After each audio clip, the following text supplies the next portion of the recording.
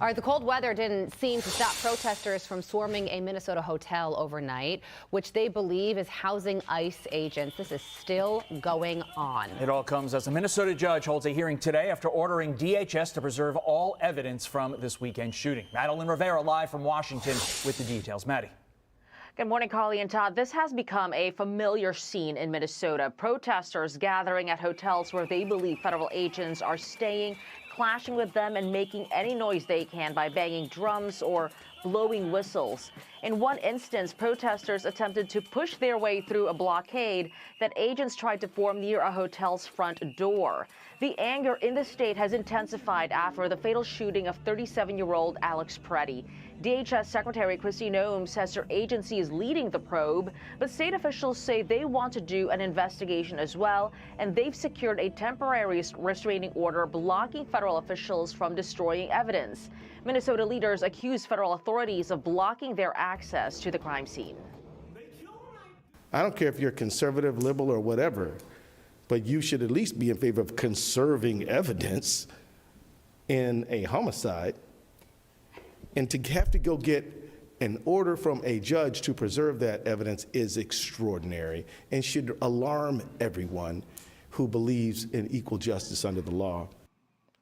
DHS says Preddy tried to obstruct an active law enforcement operation, and Noem says the agent who fired his weapon was afraid for his life.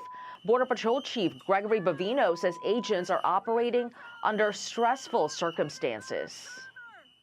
Let's think of what those agents were doing on that scene, making a split-second decision. You've had 24 hours to try and armchair quarterback things. That agent had a split second to make a decision. But as the protests rage, several federal sources tell our Bill Malugin they're frustrated with some of the narratives and claims from DHS, and they say they support the mass deportation agenda from the Trump administration, but they have concerns about the way it's being carried out. President Trump telling the Wall Street Journal his administration is reviewing everything about the incident. Carly and Todd. Madeline Rivera, thank you. With that, let's bring in former DHS Deputy Assistant Secretary Jonathan Fahey. And Jonathan, I'm confused because I went to law school, and albeit I haven't practiced in a number of years, but you saw Keith Ellison, the Attorney General of Minnesota, there saying it is uproarious that we need to go to court to get the DHS and ICE to preserve this evidence in this case.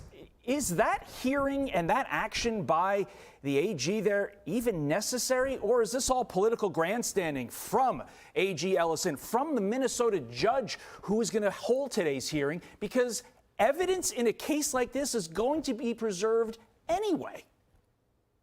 You're exactly right. And what he's doing is abusing the court system as another way to defame ICE, to defame law enforcement, to defame the Trump administration. It's totally inappropriate. But remember, just last week, Keith Ellison, when talking about the FACE Act, didn't even understand what it was and had clearly never read it, but he's willing to go out on TV and talk about all these issues. But it's clearly a political stunt. What's going to happen is the federal government's going to investigate this case. The evidence will be preserved. If the state wants to do a parallel investigation, they can have at it, do whatever they want, but they're not entitled to be a part of the federal investigation. And ultimately, as we've talked about before, the state, if they try to charge these officers or this officer, they're going to ultimately fail in federal court because it will get removed to federal court and dismissed under the supremacy clause, under what's called supremacy clause or federal officer immunity, which has been precedent from the Supreme Court since 1890. So all he's doing is trying to continue to stir things up. It would be so nice if he, Waltz, Fry would at some point take a level of maturity, because it's their state that they should be trying to protect, and instead it's constant political theater and always racing to the bottom with him and those other two. Yeah, just to sum it up for the audience, you can't bring this suit. You can't bring these charges if you're the state. This is complete grandstanding, and they're just doing it to try to sway public opinion in their favor. And they shouldn't be doing that, because as an AG, you're an officer of the court. You should be respectful of the law and the law that exists, and you can't make it up. It's very, very concerning. I do want to talk about this, though, Jonathan. Fox News congressional correspondent Bill Malugin reporting that, quote, there is extreme frustration with DHS officials going out on TV and putting out statements claiming that Alex Preddy was intending to conduct a massacre of federal agents or wanted to carry out maximum damage, even after numerous videos appeared to show those claims were inaccurate. And look, admittedly, the video of the shooting is tough to watch. President Trump came out and said as much over the weekend. If you were running this investigation, Jonathan, what questions would you be asking to bring down the temperature to your earlier answer? Well, the most important thing to find out is what exactly happened, or as close as you could get to what exactly happened, and what was the perception of these agents. Did they have a reasonable fear that they were in danger of their lives? We do know Alex Preddy was engaged in committing a felony. We do know that. We do know he had a gun.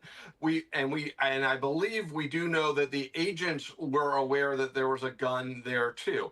Beyond that, I think you want to find out what's going on. But the most important thing, which we've seen too many times with these, a narrative takes off, and it's the wrong narrative, and it's usually the narrative that's anti-law enforcement. And I always go back to Michael Brown from, what was that, 2015 or so, that the narrative of hands up, don't shoot took a life of its own, even though the holder DOJ determined it was totally false.